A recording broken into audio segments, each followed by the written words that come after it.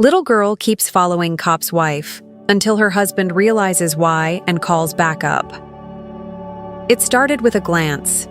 A woman just going about her day, grocery shopping, walking through the park, helping at the shelter. But each time, she had the same feeling, that prickly sensation on the back of her neck, like someone was watching. At first, she brushed it off. Maybe she was just tired. Maybe it was nothing. But then, she saw her, a little girl, alone, quiet, always just far enough to not be noticed by others, but always close enough to see her. She wasn't doing anything, just standing there, staring. The first time was at the store. She caught a glimpse of her, half hidden behind a snack display, eyes wide, unmoving. When the woman looked again, the girl was gone. Later that day, at the community center, the woman was unloading boxes when she noticed something in the corner of her eye. Turning quickly, there she was again. That same girl. Big brown eyes, slightly messy hair, standing near the wall, watching, not speaking, not smiling, just watching. And then again, at the park. She was sitting on a bench this time, legs swinging slowly, looking right at her. The woman walked over gently, cautiously. "Hey there," she said softly. "Is everything okay?" But before she could get closer, the girl slipped away like a shadow. Silent. Gone. By now, the woman was beginning to feel uneasy. This wasn't just coincidence. Something wasn't right. That evening, over dinner, she told her husband. He was a local cop, someone used to strange stories. But this one made him pause. "She's not doing anything," the woman said, poking at her food. "She's just there, always looking at me, like she wants to say something but can't." Her husband listened carefully, eyes narrowing. "How many times have you seen her?" 3, maybe 4. "I'm not sure, but it's the same girl. I know it is." "Did she look hurt or lost?" "No," the woman replied. "She looks clean, just alone." He nodded slowly, his police instincts kicking in. "I'll keep an eye out. Maybe she's new in town, or maybe someone's missing her." That night, as they lay in bed, the woman couldn't sleep. She stared at the ceiling, her mind turning over every detail. That face, those eyes. There was something behind them, something that didn't belong on a child's face. The next day, she saw the girl again. This time it was different. She was outside the woman's own home, just standing on the sidewalk, not moving, not hiding, watching. The woman stepped outside, her voice gentle. "Are you lost?" she asked, but the girl turned and walked away. No words, no fear, just distance. She told her husband again, and now he was worried too. "Maybe we need to ask around," he said. "See if anyone else has seen her." But no one had. Not the neighbors, not the folks at the shelter, not even at the school. No one knew her. No one had seen her. To everyone else, it was like she didn't exist. But the woman knew she was real. Too real. And in her heart, she felt something she couldn't explain. A pull. Not fear, not danger. Something. Softer. Sadder. Like the little girl was trying to tell her something, but didn't know how. And so, the watching continued, from a distance. From the shadows. Until one day, she came a little closer. The next morning was quiet. The sun peeked through the curtains. The woman sat at the kitchen table, hands wrapped around a warm mug, but her eyes were distant. She kept thinking about that little girl. How she stood across the street, just watching. It wasn't just strange anymore. It was something else. Something that sat heavy in her chest, like a worry that didn't have words. Her husband, already in uniform, noticed. "You're thinking about her again, aren't you?" She nodded. "She was closer yesterday. Right outside our house. She just stood there, not moving. She didn't even blink, I swear." He walked over, placed a hand on her shoulder. "If she shows up again, call me. Or better yet, try to talk to her again, but don't chase. She might be scared." "I don't think she's scared of me," the woman said quietly. "I think she's scared of something else." Later that afternoon, she went about her day, trying to keep busy. But no matter where she went, that same feeling followed her. That quiet tension, like someone walking just a few steps behind. At the grocery store, she turned down the canned foods aisle, and there she was again. The girl. Same expression, same eyes. Still, silent, just watching.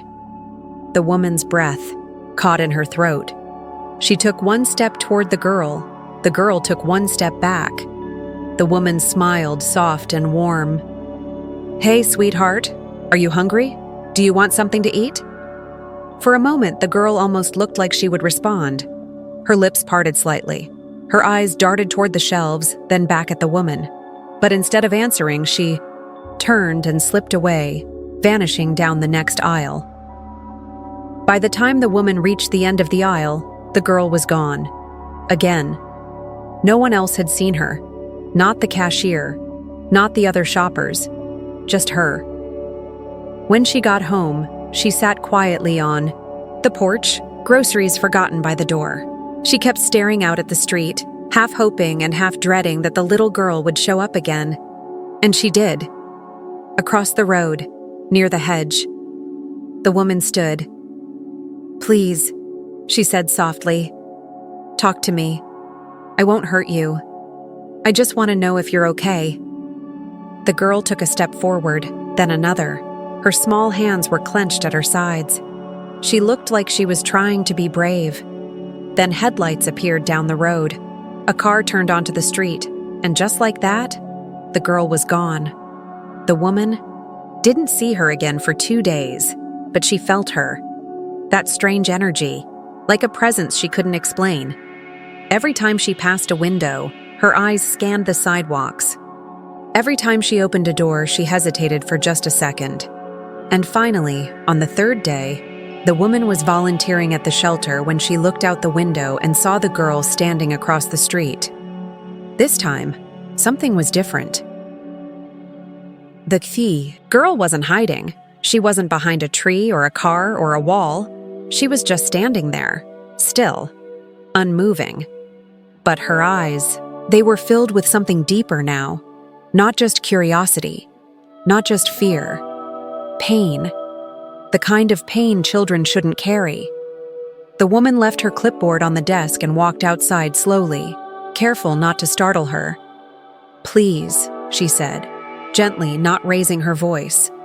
"You don't have to be alone. I can help. Whatever it is, we can figure it out." The girl's mouth moved, not quite a word, more like a whisper of one. Then her eyes welled with tears. But before the woman could reach her, a loud noise from behind, a barking dog, broke the moment. The girl flinched, spun, and ran. Fast. The woman chased after her for a few steps but stopped. Her chest heaved. Her eyes scanned the street, but the girl was gone again. When she got home that evening, her husband was already there, waiting. She sat down across from him, rubbing her temples. She was there, at the shelter. Did she say anything? No, but she looked like she wanted to. "I think she's trying, but something's holding her back." The husband leaned forward. "Then we find out what it is. Tomorrow I'll check school records again, talk to some people on patrol. There has to be someone who knows her." The woman nodded. "She's trying to reach out. I can feel it. She's not lost. Not really. It's like she chose me." That night, she sat by the window long after the streetlights turned on. She didn't say a word. She just watched. Watched and waited, because Somehow, deep down, she knew. This wasn't just a girl looking for help. This was a child trying to find something that had been taken from her. And the woman? She was the key. That night, the woman couldn't sleep. The photo sat on her nightstand, its edges curled, the corners soft from time. She must have looked at it 100 times. Each time, the resemblance shook her. The woman in the picture looked like her, not exactly, but close enough to confuse a child. Same eyes, same shape of the face, the same warm, open smile. The baby in her arms was tiny, barely a few months old. The photo had no names, no dates, just an image of love frozen in time. And now, a child chasing a memory. Her husband had gone quiet after seeing the photo. He'd gone straight to the basement, pulled out an old case binder from when he was still a detective. She followed him down, watched as he flipped pages, stopping only when he found a black and white printout of a missing woman. Lydia. Last seen 8 years ago. Reported missing with her infant daughter. No family, no confirmed address. Just a waitress who vanished, without a trace. He tapped the corner of the photo with his finger. "That's her," he said. "Same woman." The woman felt her heart twist. "So that little girl, she's the baby?" "Could be," he said. "But that's not all." The case went cold fast. No leads, no suspects. But I remember something about it. The way she disappeared. It wasn't random. "What do you mean?" "She didn't just vanish. She left things behind. Rent unpaid, clothes, bottles, but no signs of struggle. It was like she left in a hurry, on purpose." "To protect her daughter," the woman whispered. He nodded, slowly. "Maybe." They stared at the folder in silence. Then he closed it and stood up. "If that's her, we have to find out why she's here now, why she's following you, and where her mother is." The woman sat down heavily. "I think she believes I'm her mom." Her husband looked at her, expression unreadable. "I mean, not really, but maybe enough to chase the memory. She's so young. Maybe she doesn't remember faces, just the feeling of what her mother looked like." He crossed his arms, leaning on the desk. "That would explain why she keeps following you, why she keeps coming back." "And she's been alone all this time?" The woman looked at the photo again, heart aching. The next day, something shifted. The girl didn't just appear. She waited. She stood at the corner of the woman's street, arms wrapped around herself, swaying slightly like she was cold. The woman walked out slowly, no sudden movements. "I saw your picture," she said gently, holding it up. "I saw your mommy." The girl's eyes flicked down, then back up. "She's beautiful," the woman added. "And you look just like her." Still, the girl said nothing. But she didn't run. The woman knelt down a few feet away, placing the photo gently on the grass between them. "I know I'm not her," she said, her voice soft. "But I want to help you. I want to find her. I think you've been looking for her a very long time." The girl stared. Then, slowly, she took one step forward. She reached down, picked up the photo, and held it to her chest. Then she looked at the woman and nodded. Not much, just enough. It was the first time she'd shown trust. That night, the woman and her husband sat on the couch in silence. The girl hadn't spoken. She hadn't come inside. But she'd listened. That was something. Her husband had called in a few favors. He had a friend in missing persons who agreed to reopen the file quietly. "If this girl is who we think she is," he said, "then we're dealing with more than just a runaway. Her mom may have been hiding. Or worse." "Do you think she's still alive?" the woman asked. "I don't know," he admitted. "But if she's not, we've got to prepare ourselves for what that means." The woman looked toward the window. It was dark outside. Rain tapped gently on the glass. "She's still out there," she said softly. "Alone. She didn't ask for this. She's just a kid." Her husband nodded. "And now we're in it. We're part of her story now, whether we meant to be or not." She knew he was right, because deep down, she'd already made the choice. She was going to protect this girl, no matter what they found, no matter how far they had to go. The photo changed everything.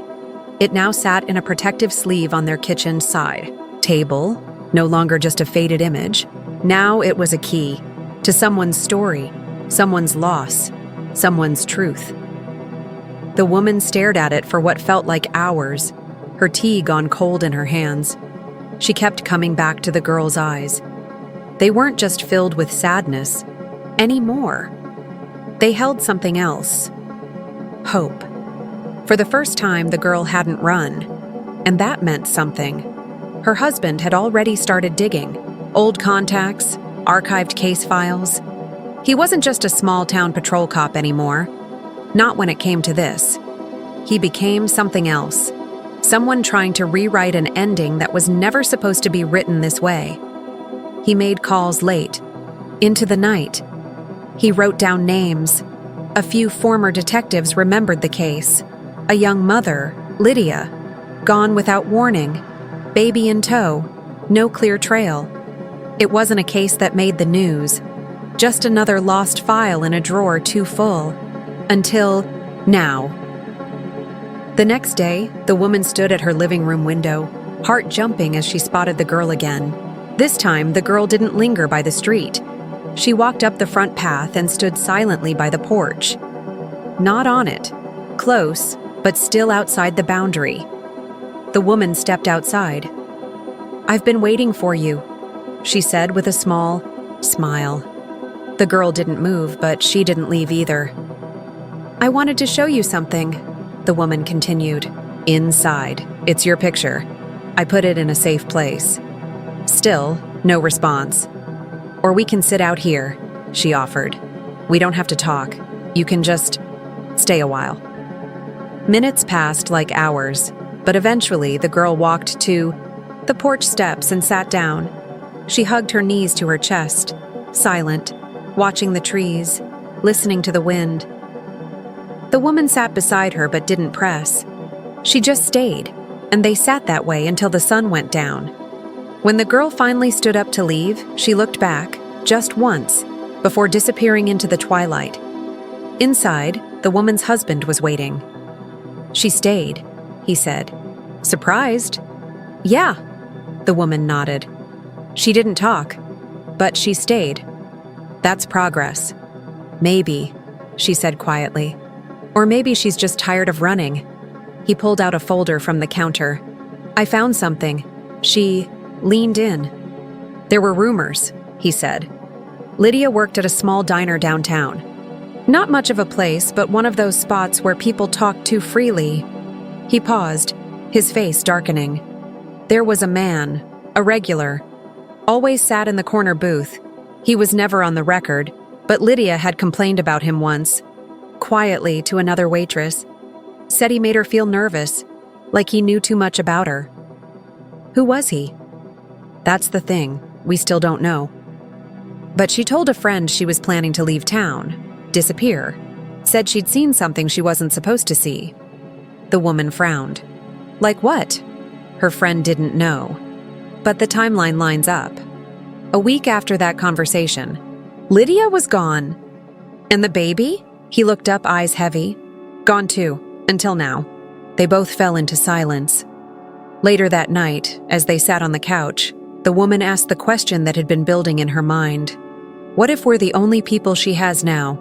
He looked at her, steady. Then we do whatever it takes. The next day, something happened. The girl returned, again.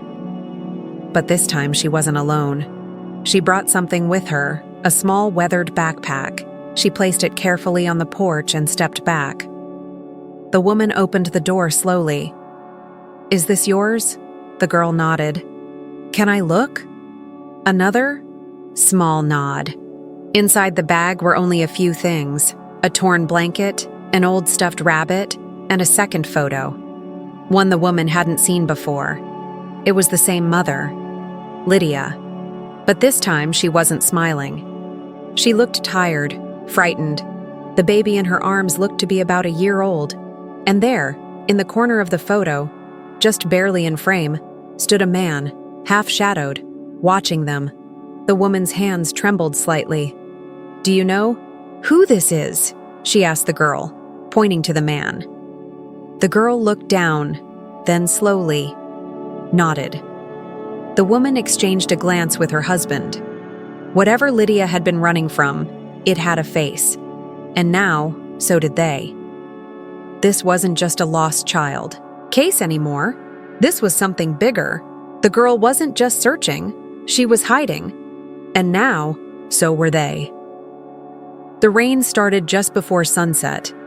It came down soft and steady, tapping against the windows like a quiet clock ticking down to something none of them could name.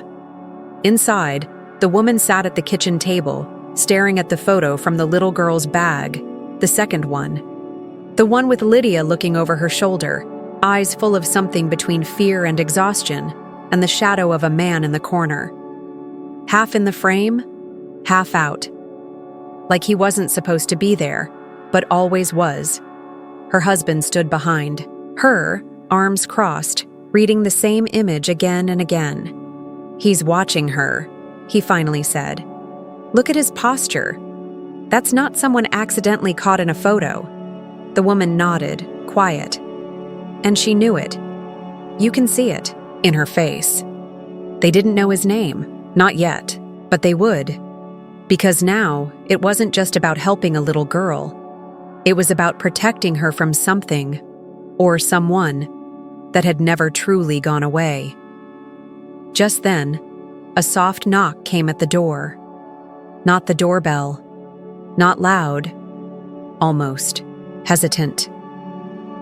The woman rose without a word. Her heart knew who it was before her eyes even saw. She opened the door gently. And there she was, the little girl, soaked from the rain, shivering. Eyes wide, red-rimmed from crying.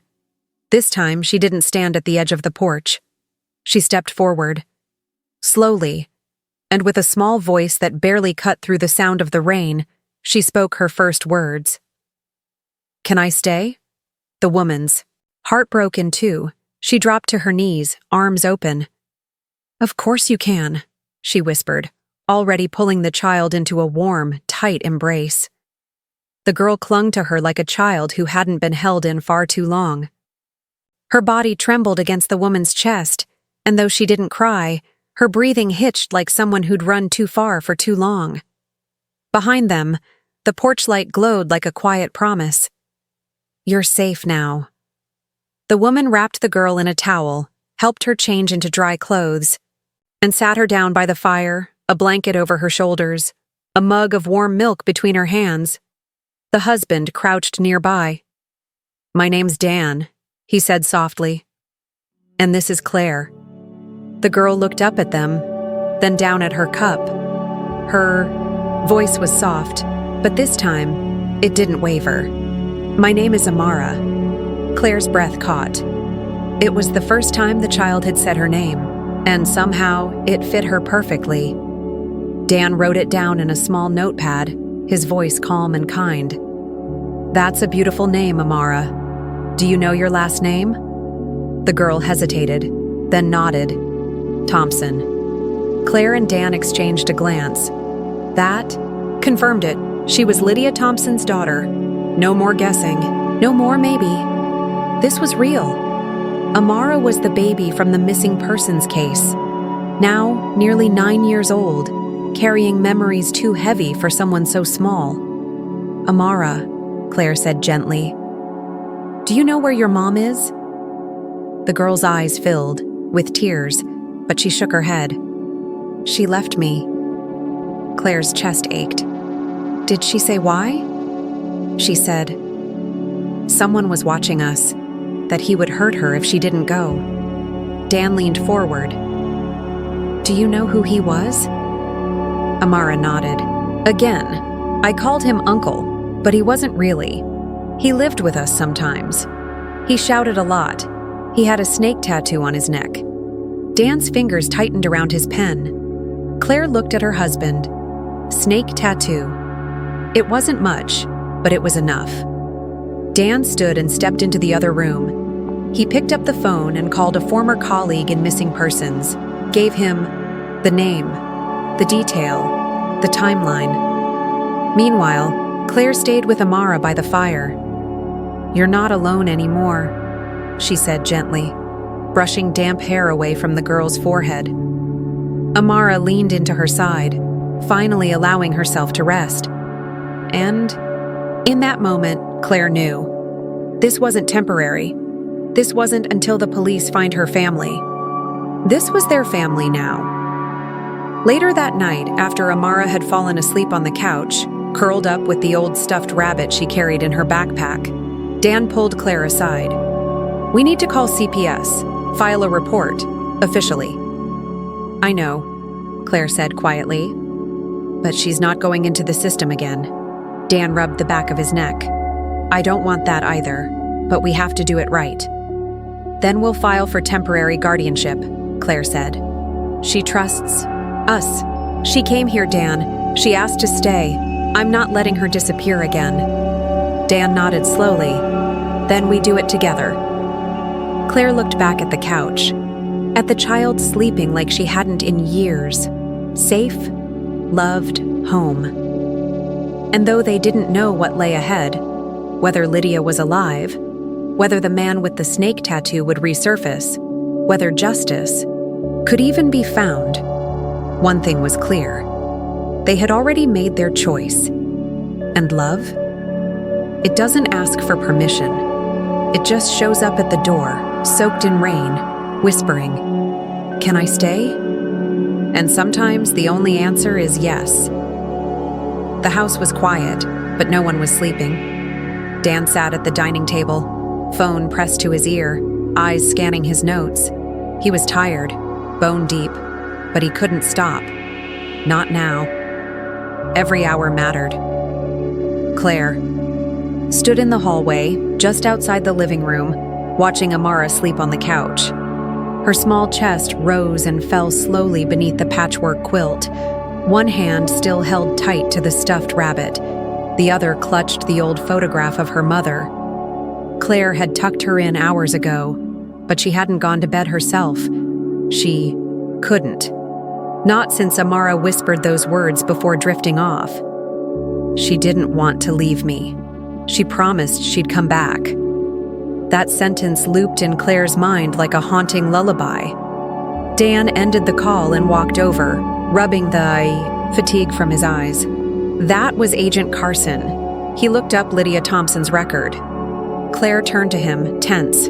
And? She's not dead. Claire blinked. What? She's not officially dead. No body, no confirmed death certificate. But she's also not legally alive either. She disappeared clean. No phone, no credit, no medical records. It's like she went dark on purpose.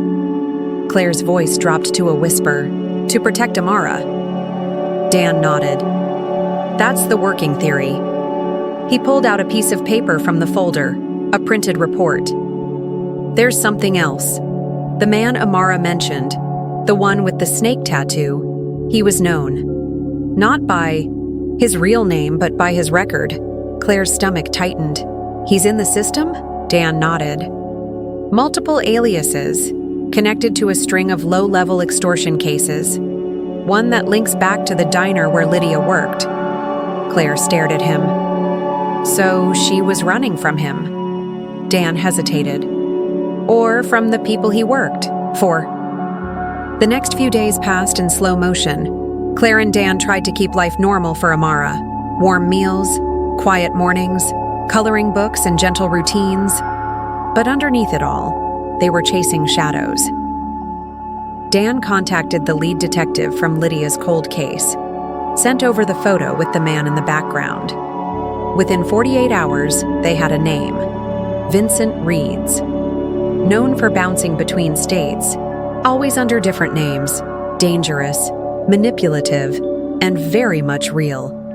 "Do you think he's still out there?" Claire asked. Dan's jaw tensed. "I think he never stopped watching." Claire looked over at Amara, who was quietly feeding the neighbor's cat in the backyard, hair tied up, sweater too big for her tiny frame. "She needs to know her mom didn't abandon her," Claire said. "She needs to believe that." Dan nodded. "Then we find her." Later that night, Amara approached Claire quietly. She was holding something new, a folded piece of paper from the bottom of her backpack. "I think this might help," she said. Claire unfolded the page carefully. It was a hand-drawn map, done in a child's scrawl. Just trees, a cabin, and a note scribbled at the bottom. "If something happens, find this place." It was signed with one word: Mom. Claire froze. "Where did you get this?" "My mom put it in my jacket a long time ago." Dan examined the map. "This isn't just a drawing. It's real. She must have planned for this." He grabbed his laptop and opened a satellite view of their area. After some searching, they found it. A patch of forest land 2 towns over. Old hunting cabins, no addresses, no listed owners. Dan looked up. "It's a long shot, but it's a shot." The next morning, they packed light and drove out early. The forest was quiet. Cold air wrapped around them like a secret. The cabin, when they found it, looked abandoned. Ivy had claimed the porch. The door creaked open without resistance. But inside, there were signs of life. A rusted lantern, a teacup in the sink, a worn baby blanket folded on the bed, with initials stitched. Into the corner, A.T. Amara reached for it slowly. "She brought me here once," she whispered. "Just for a day." Dan searched every drawer, every closet, and then he found it. Behind a loose board in the wall, a second photo. Lydia, older now, shorter hair, holding a newspaper from a town in Oregon. A timestamp in the corner. 4 years ago. Claire stared. She was alive, at least 4 years ago. Dan pulled out his phone. "I'm calling Carson again. She might be in witness protection." "But if she is," Claire said softly, "that means she had to disappear, on purpose. Not just from Reed's, but from Amara too." That night, after they returned home, Claire found Amara sitting on her bed, the blanket held tight in her lap. "Do you think she still remembers me?" she asked. Claire sat beside her. "I think she never stopped thinking about you. And I think she left that map so one day you could find her." Amara nodded, her voice barely a breath. "I want to find her. I want to know why she had to go." Claire placed her hand gently over Amara's. "Then we'll find her, together." Outside, a car passed slowly down the street, headlights sweeping across the windows. Dan stood at the door, watching. His hand never left his holster, because now it wasn't just about finding Lydia. It was about staying one step ahead of the man who might be looking for Amara too. And whatever secrets were still buried, they were getting closer to the truth and closer to danger. The next few days passed in quiet urgency. Dan didn't sleep much. Neither did Claire. They moved through each moment like people walking on ice. Careful, cautious, waiting for the next crack. The photo in the mailbox had changed everything. Whoever was watching them wasn't far. Dan had already filed a formal report. The case was no longer cold. It was active, dangerous. Officers drove past the house every hour. A second camera was placed in the backyard. But none of it felt like enough. Because someone out there had eyes. And those eyes had found Amara. Claire kept her close. They baked cookies, planted new flowers outside, drew pictures on the kitchen floor.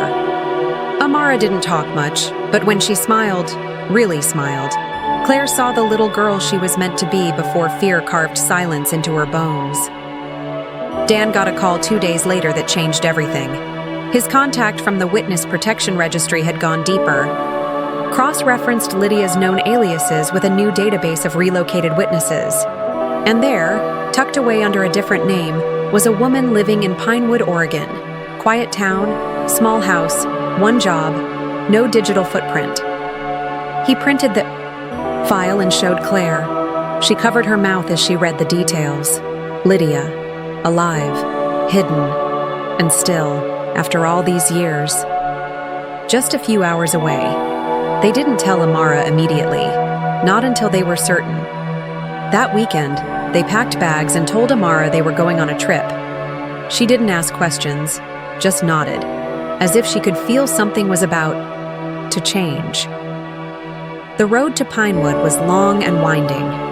Mountains in the distance, forests stretching along the edges of the highway. Amara slept for most of the ride, but when they entered town, her eyes stayed wide open. She sat forward in her seat, like she could feel something in the air. They stopped at a small diner on the outskirts. Dan checked in with a local contact, quiet confirmation that Lydia, now Ellie, lived in a house not far from the park. Still working as a waitress, still keeping her head down. Claire looked at Dan. "Are we ready for this?" He nodded.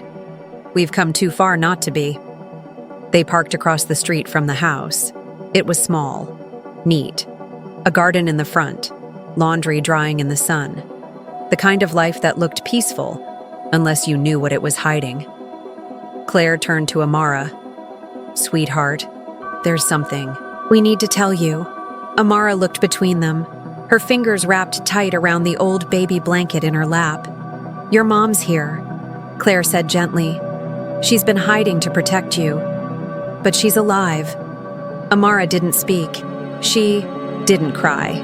She just nodded, slowly, and then whispered, "Can I see her?" Dan walked with her to the door while Claire waited at the edge of the lawn, heart pounding. He knocked gently. Footsteps approached, and then the door opened. There she was. Lydia, older, thinner, but unmistakably her. She looked at Dan, confused at first. "Can I help you?" Dan stepped aside, and there stood Amara, still, small, eyes wide. Lydia gasped, hand to her mouth. She stepped back as if the wind had been knocked from her chest. "Amara?" The little girl nodded, and then Lydia dropped to her knees, arms wide. Amara ran to her. They collided in the doorway, wrapped in a silence so loud it filled the entire street. Tears, shaking hands, whispers too soft to hear. Claire watched from a distance, her own tears falling freely. A moment later, Lydia looked up, met Claire's eyes, and mouthed a single word. "Thank you." They spent the next hour inside. Dan stood watch while Claire sat beside Lydia on the couch, their hands overlapping on Amara's blanket. Lydia told her story, how she fled when she realized Vincent Reeds was watching, how the authorities told her the only way to protect her daughter was to disappear, how she never stopped thinking of Amara, not even for a second. But when I heard the system lost track of her, Lydia's voice broke. "I thought she was gone." Claire shook her head. "She found her way back. She followed a feeling. That's what brought her to me." They all sat in quiet after that, letting the weight of what was once broken now settle, whole again. In the following weeks, Dan worked with federal authorities to arrange protection for Lydia. Real, permanent protection. Vincent Reeds was arrested days later. His surveillance confirmed. His connection to Lydia's original disappearance locked in. Justice, finally, had a name. But more importantly, so did Amara's future. With support from the courts, Lydia was granted full guardianship again. But this time, it wasn't just a reunion. It was an expansion, because Amara didn't just find her mom, she found something else, a second home, a second mother, Claire. She visited often, brought books, planted flowers with Amara in their new backyard. Sometimes, Amara would draw pictures of their story, pages filled with houses and porches and stars, and two women smiling under the same sun. 5 years later, on Amara's 13th birthday, they all sat in the park where she once watched from the shadows. Claire's daughter, Lily, chased butterflies nearby. Dan grilled hot dogs. Lydia laughed as she fixed Amara's party hat. One family, formed through fear, forged through love. Amara stood to make a speech, her voice clear, steady, and warm. "I used to be a shadow," she said. Quiet, alone, afraid to speak. But then I found a porch light, and a voice that told me I was safe. And I want you all to know, no matter what happens next, I'm not lost anymore. She looked at Claire. And I never will be again. The crowd clapped. Dan wiped his eyes. Claire smiled through her tears, and somewhere in the wind, soft, quiet, peaceful, a long journey finally exhaled. The little girl who once said nothing had spoken, and in that voice was everything. The fight end.